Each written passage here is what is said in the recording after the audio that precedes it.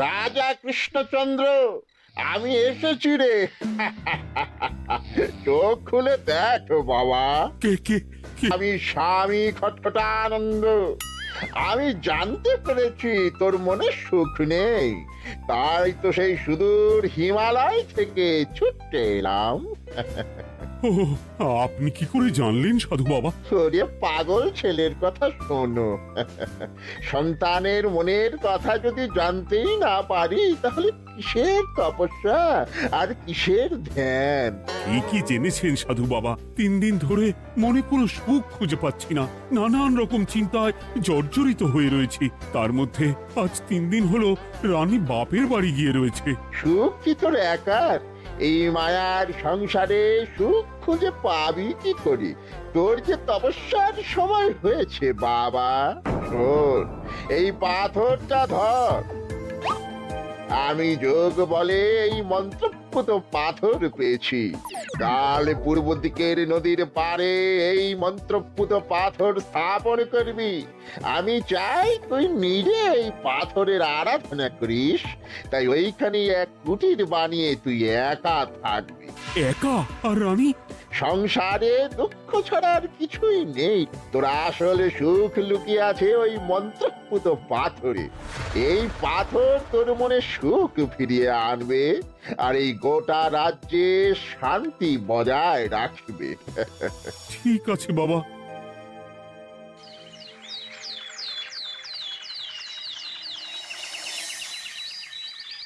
জয় বাবা খটখটানন্দের জয়। কি তার জ্যোতি, কি তার ব্যক্তিত্ব, আহ, কি তার কণ্ঠস্বর! এই মন্ত্রপুত পাথর আমার এবং এই রাজ্যের সকলে সুখ শান্তি ফিরিয়ে আনবে। আজ থেকে আমি সাধু বাবার পরামর্শ মতন এখানেই থাকবো। তোমাদের যার যা যা বক্তব্য আমাকে এখানে এসেই বলবে। কোনো চিন্তা করবেন না মহারাজ, আমি সব সামলে নেব। আপনি নিষ্ঠা সহকারে সাধু বাবার আদেশ পালন করুন। মহারাজ, যার নামেই খট তার কথাই ভরসা করা কি ঠিক হবে? একটা সামান্য পাথর কি করে সুখ ফিরিয়ে আনবে মহারাজ? বিষয়টা কি খটখটানন্দের মতন খটকার নয়? এটা মোটেই সামান্য পাথর নয় গোপাল, এটা মন্ত্রপুত পাথর। আর এসব হচ্ছে বিশ্বাসের ব্যাপার। শুধু তোমার মতন ভাঁড় দিয়ে কি আর রাজ্য চলে? রাজ্য চালাতে গেলে ভক্তি, শ্রদ্ধা, আশীর্বাদও দরকার হয়। ঠিকই, শাস্ত্রে বলে বিশ্বাসে মিলায় বস্তু তর্কে বহুদূর। কিন্তু মহারাজ, রাজ্যটাও তো চালাতে হবে। আপনি এখানে থাকলে এই রাজ্যের কি হবে মহারাজ? একবার ভেবে দেখুন, সাধু বাবা আসল না হয়ে নকলও তো হতে পারে। দেখো গোপাল, তোমার যদি মনে বিশ্বাস না থাকে তাহলে আমি বলবো তুমি আর এখানে এসো না। তবে সাধু বাবার নামে কোনো বাজে মন্তব্য আমি শুনবো না। আমি চাই না আমার এই অবিশ্বাসের কারণে আমার রাজ্যের কোনো ক্ষতি হোক। আর আমি এই রাজ্যের মন্ত্রী, আমি থাকতে তোমাকে রাজ্য নিয়ে বেশি ভাবতে হবে না। তুমি এখন যাও তো গোপাল, যাও। মহারাজকে আর বিরক্ত করো না। বাল না থাকলে এ রাজ্যের কিছুই এসে যাবে না। আমরা থাকতে নাকি ভাঁড় চালাবে রাজ্য? আচ্ছা, ঠিক আছে, দেখা যাক। তাহলে আসি মহারাজ। হ্যাঁ হ্যাঁ, এসো এসো।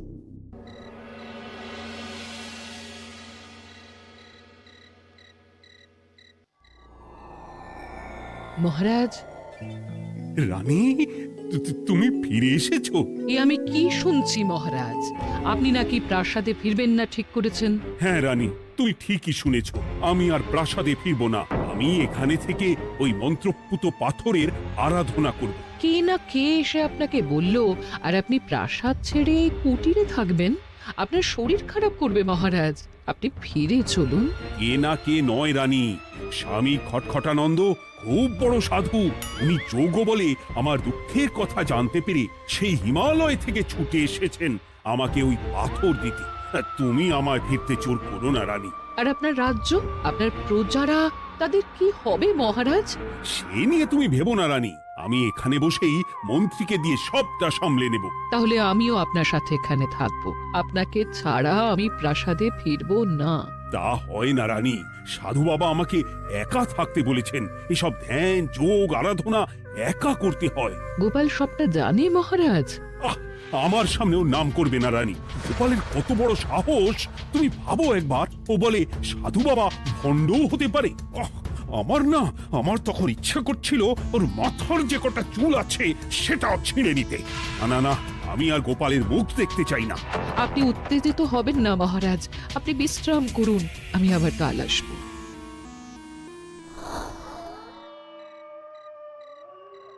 রাতের হাটেও সবজির যা দাম বেড়েছে, এরপর শুধু এক বেলা খেয়ে থাকতে হবে।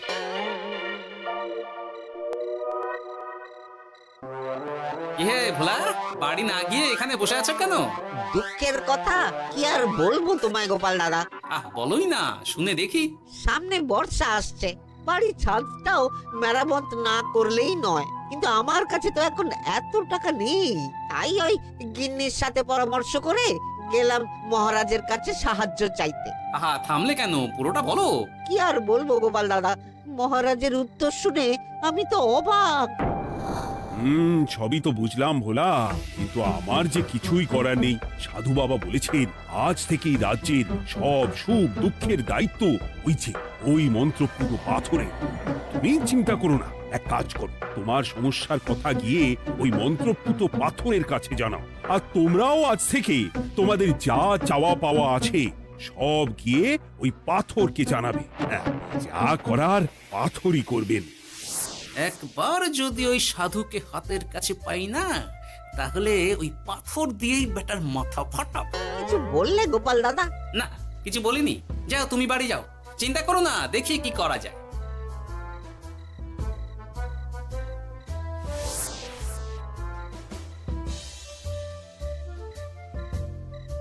কি ব্যাপার, এত রাতে বটা ঘটা মন্ত্রীর বাড়িতে কি করছিল? কি বটা ঘটা, আজকে মন্ত্রী মশাইয়ের বাড়ি খাওয়া দাওয়া ছিল? খাওয়া ছাড়া কি অন্য কিছু আসে না তোমার মাথায়? চ চ চ, আমাদের অনেক কাজ আছে, চ। আরে এত তাড়া কিসের? বাবা, বটা ঘটার এত কি গুরুত্বপূর্ণ কাজ যে একেবারে ছুটে পালালো? না, ব্যাপারটা তো সুবিধের ঠেকছে না।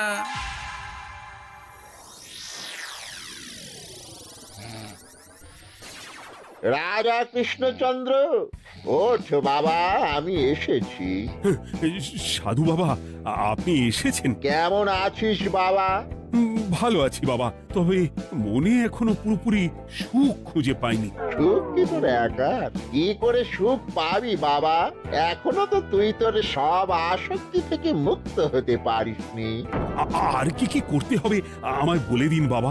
একটা কাজ বলবো, করতে পারবি?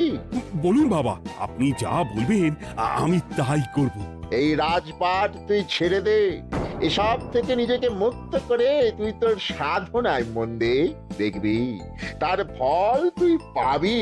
কিন্তু তাহলে রাজ্যের কি হবে? কে দেখবে সাধু বাবা? কেন, তোর মন্ত্রী? ওর থেকে ভালো লোক তুই আর পাবি না। ওই হচ্ছে তোর আসল শুভাকাঙ্ক্ষী, আমি যোগ বলে জানতে পেরেছি। আচ্ছা, তাই হবে। আর ওই গোপালটাকে যদি পারেন একটু সাহায্য করবেন বাবা। ওই তুচ্ছ গোপালকে নিয়ে তুই চিন্তিত হোস না, ওরে বুড়ি মন্ত্রী মশাই ফাটাবে। তুই যা, ঘুমো।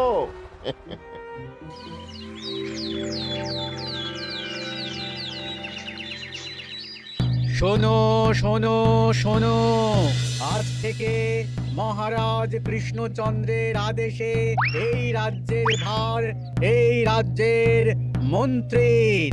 আর মহারাজ নিজে তার কুটিরে নিরিবিলিতে থাকতে চাইছেন। উনি চান না কেউ ওনাকে বিরক্ত করুক।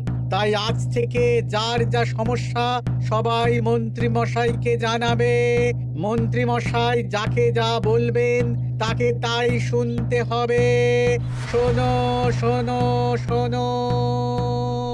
না, মহারাজকে থামাতেই হবে, না হলে বড় বিপদ হয়ে যাবে। যাই।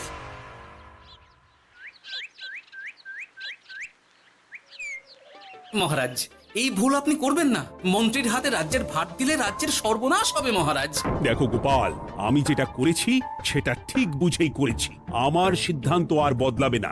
আর এই বিষয় নিয়ে আমি তোমার সাথে কথাই বলতে চাই না। মহারাজ, গ্রামবাসীরা আপনার এই সিদ্ধান্ত খুশি মনে মেনে নেয়নি। সবার কথা একবার ভেবে তারপর সিদ্ধান্ত নিন মহারাজ। একজন বাইরের লোকের কথায় কোনো সিদ্ধান্ত নেবেন না দয়া করে। গোপাল, তুমি যদি সাধু বাবার সিদ্ধান্তে প্রশ্ন তোলার চেষ্টা করো তাহলে আমি বাধ্য হব মন্ত্রীকে বলে এই রাজ্য থেকে তোমায় বিতাড়িত করতে। একজন সেই হিমালয় থেকে আমাদের উপকার করতে এলো আর তুমি তার বিরুদ্ধেই কথা বলছো। ছি ছি গোপাল, ছি। মজা, কি মজা! শুধু মুদ্রা, শুধু মোহর, যেদিকে তাকাবো শুধু সোনার মোহর আর সোনার মোহর। তুমি কি পাগল হয়ে গেলে? এখন হইনি গিন্নি, তবে এবার সত্যি সত্যি হয়ে যাব।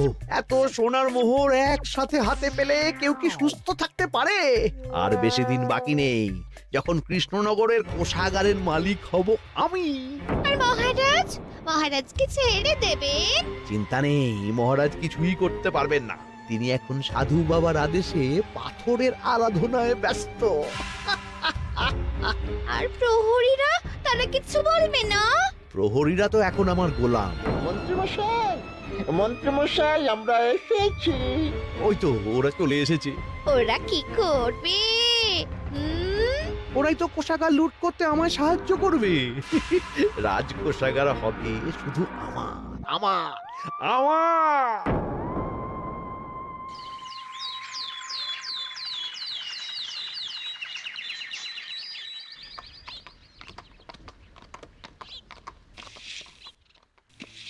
গোপাল, রানীমা, আপনি আমায় ডেকে পাঠালেই তো পারতেন। রাজ্যটার যে কি হবে গোপাল? মহারাজের উদাসীনতায় মন্ত্রী তো সব লুটে পুটে একাকার করে ছাড়বে। তুমি কিছু একটা করো গোপাল। সে তো আমিও বুঝতে পারছি রানীমা, কিন্তু হাজার চেষ্টা করে ও মহারাজকে বোঝাতে পারছি না। মহারাজ সাধু বাবার পাল্লায় পড়ে আর কিছুই বুঝতে চাইছেন না। এই রাজ্য আর মহারাজকে একমাত্র রক্ষা করতে পারবে তুমি গোপাল। কিছু একটা করো। কি হয়েছে, তোমরা হট্টগোল করছো কেন? তুমি আর একটা বিহিত করো গোপাল দাদা, আমরা তো আর থাকতে পারছি না। তুমি এর এক বিহিত করো গোপাল। আচ্ছা, কি হয়েছে বলবে তো? মন্ত্রী মশাই সবার কাছ থেকে অগ্রিম কর চেয়েছে। সে প্রহরী পাঠিয়ে সবার বাড়ি বাড়ি বলে এসেছে দুদিনের মধ্যে অগ্রিম কর না দিলে সবাইকে ধরে কারাগারে ভরে দেবে। একে তো আমরা কোনো সাহায্য পাচ্ছি না, তার উপর আবার এই জুলুম কি করে মেনে নেব বলো তো গোপাল দাদা? আমাদের বাঁচাও গোপাল দাদা, আমাদের বাঁচাও, না হলে এই মন্ত্রীর জুলুমে আমরা সবাই মারা যাব। হ্যাঁ গোপাল, তুমি পারবে। কিছু একটা করো গোপাল, এই রাজ্যটাকে বাঁচাও। না, আর নয়, এবার এর একটা বিহিত করতেই হবে। শোনো, তোমরা সব নিজের নিজের বাড়ি যাও, আমি দেখছি কি করা যায়। মন্ত্রী দুদিনের মধ্যে কর চাইছে কেন? ওর আসল উদ্দেশ্য কি? না, বিষয়টার খোঁজ নিতে হচ্ছে। পুটি, এই পুটি। গোপাল দাদু, তুমি? শোন, একটা কাজ আছে বুঝলি, বটা ঘটার উপর নজর রাখতে হবে। পারবি তো? হ্যাঁ হ্যাঁ দাদু, এটা আর কি এমন কাজ? এই তোর হাতে ওটা কি রে? ও এটা পুতুল, বাবা এনে দিয়েছে। পাথরটা খুব চেনা চেনা লাগছে, কোথায় যেন দেখেছি। কোথায়? রে, সাধু বাবার দেওয়া পাথর। আর এটা একই পাথর মনে হচ্ছে। এই তোর বাবা এটা কোথায় পেয়েছে রে? তা তো জানি না, তবে শুনেছি পাশের গ্রামে। বাহ, পাথরগুলো দেখতে তো খুব সুন্দর। এই সব পাথর তোমার? আজ্ঞে হ্যাঁ, আমি এই পাথরের মূর্তি বানাই। এই পাথর কি তুমি বিক্রি করো? না না, শুধু পাথর তো বিক্রি করি না। এটা কি? ও, ওটা আমি আমার সব পাথরের একটা চিহ্ন দিয়ে রাখি। এতে বোঝা যায় যে এই পাথরের মূর্তি আমার তৈরি। বাহ, চমৎকার কাজ করেছো। তোমাকে যে কি বলে ধন্যবাদ দেব তুমি জানো না। কৃষ্ণনগরের কত বড় উপকার তুমি করলে। গোপাল দাদু, ও গোপাল দাদু, গোপাল দাদু, গোপাল দাদু। কি ব্যাপার, এত সকাল সকাল? ভালো খবর এনেছিস মনে হচ্ছে। শুধু ভালো নয় দাদু, একেবারে গরম খবর। দাদু, রহস্য আমরা ফাঁস করে ফেলেছি দাদু। বলিস কি রে? শুনি শুনি। কাল রাতে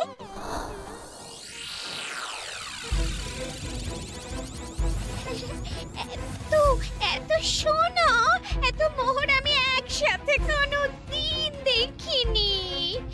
ও, এইসব আমাদের? হ্যাঁ গিন্নি, হ্যাঁ, এই সব আমাদের, সব।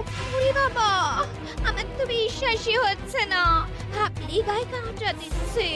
রে বটা, আজ সাধু সেজে মহারাজের কাছে গেছিলি? হ্যাঁ, মহারাজ তো আজ প্রায় পা ছুঁয়ে প্রণাম করতে যাচ্ছিলেন, ওই কোনো মতে ঠেকিয়েছি। বলেছি প্রণাম নেওয়া আমার গুরুর বারণ আছে। আর আমি তো আজ এমন ধোঁয়া দিয়েছি যে মহারাজ একেবারে কেসে কেসে অস্থির। আর মাত্র 2 দিন, এই 2 দিন খেলাটা চালিয়ে যেতে পারলেই কেল্লা ফতে। আচ্ছা, এবার আমার কাছে পুরো বিষয়টা পরিষ্কার হলো। বাহ, তোরা দারুণ কাজ করেছিস রে। এবার শুধু আজ রাতে প্রমাণটা পেলেই হয়ে যাবে।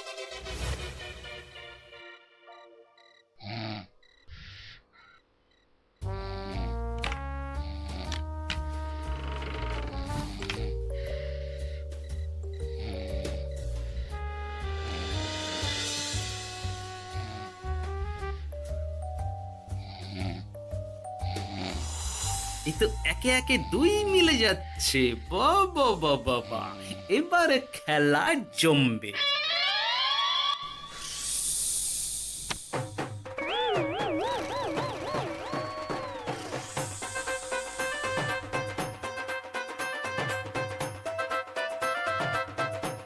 এই ঘটা ঘটা রে, এই ঘরে এত ধোঁয়া এলো কি করে রে? সত্যিই তো, এত ধোঁয়া এলো কি করে? ঘরে কি আগুন লাগলো নাকি রে? এই বটা, ওটা কি রে? হ্যাঁ, এ তো ভূত। আমরা তো কিছু করিনি। আমরা কিছু করিনি, বিশ্বাস করো ভূত দাদা, আমরা কিছুই করিনি। তোরা আমাদের পূর্বপুরুষের প্রস্তর খণ্ড নিয়ে এসেছিস, তোদের এত বড় সাহস! আজ আমরা তোদের ঘাড় মটকাবো। আমরা কোনো খণ্ডমণ্ড নিইনি ভূত দাদা। এই কথা, তুই কি ওনাদের কোনো খণ্ড এনেছিস? না না না না না, আমি তো অমন কিছু আনিনি। আমার মনে হয় ওই আপনাদের কোথাও একটা ভুল হচ্ছে।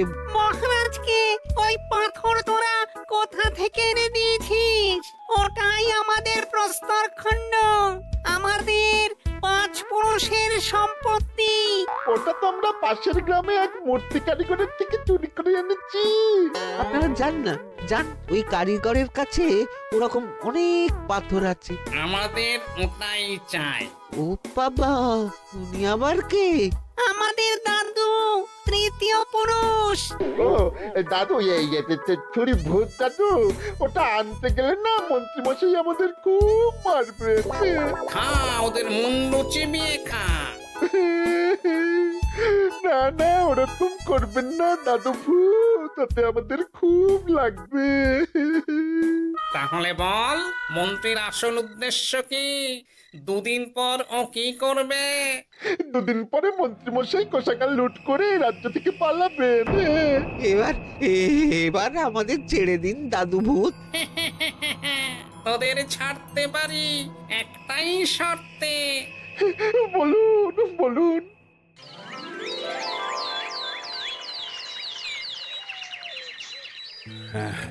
রাজ্যের পরিস্থিতি কি? প্রজারা সবাই ভালো আছে তো? হ্যাঁ মহারাজ, সেসব নিয়ে আপনি একদম চিন্তা করবেন না।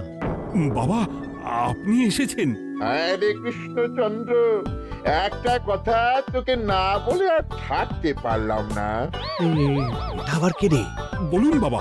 এই মন্ত্রীকে এই রাজ্যের দায়িত্ব দিতে বলে আমি বড় ভুল করেছিলাম। আসলে এই মন্ত্রী হচ্ছে চোর, ও তোর কোষাগার ফাঁকা করে পালাবার মতলব করেছে। কি বলছেন বাবা? মন্ত্রী, উনি যা বলছেন সব সত্যি? না না মহারাজ, এই বটা কি হচ্ছে কি? বটা? তো তুমি সাধু বাবাকে বটা বলে ডাকছো কেন? আমি বলি কি বাবা, এই মন্ত্রীকে তুই শুলে দে। বটা, তুই থামবি? আমার খেয়ে আমায় ছুরি মারা? ওর কথা আপনি বিশ্বাস করবেন না মহারাজ, ও সাধু নয়, ও ভণ্ড। মানেটা কি? মন্ত্রীমশাই ঠিকই বলছেন মহারাজ, ও সাধু নয়, ও কৃষ্ণনগরের বটা। এসব আপনার আদরের মন্ত্রীর কাজ মহারাজ। মন্ত্রী আপনার রাজ্য লুট করার মতলব করেছে, তাই বটাকে সাধু সাজিয়ে আপনার মন জয় করে প্রথমে আপনাকে প্রাসাদ থেকে তাড়িয়েছে, তারপর রাজ্যপাট নিজের হাতে নিয়ে কোষাগার হাতিয়েছে। আর এই পাথর কিসের গোপাল? পাথর? পাথর এই কারিগরের মহারাজ। উনি পাশের গ্রামে এই পাথর দিয়ে মূর্তি গড়েন। মন্ত্রী বটাকে দিয়ে এই পাথর চুরি করিয়েছে।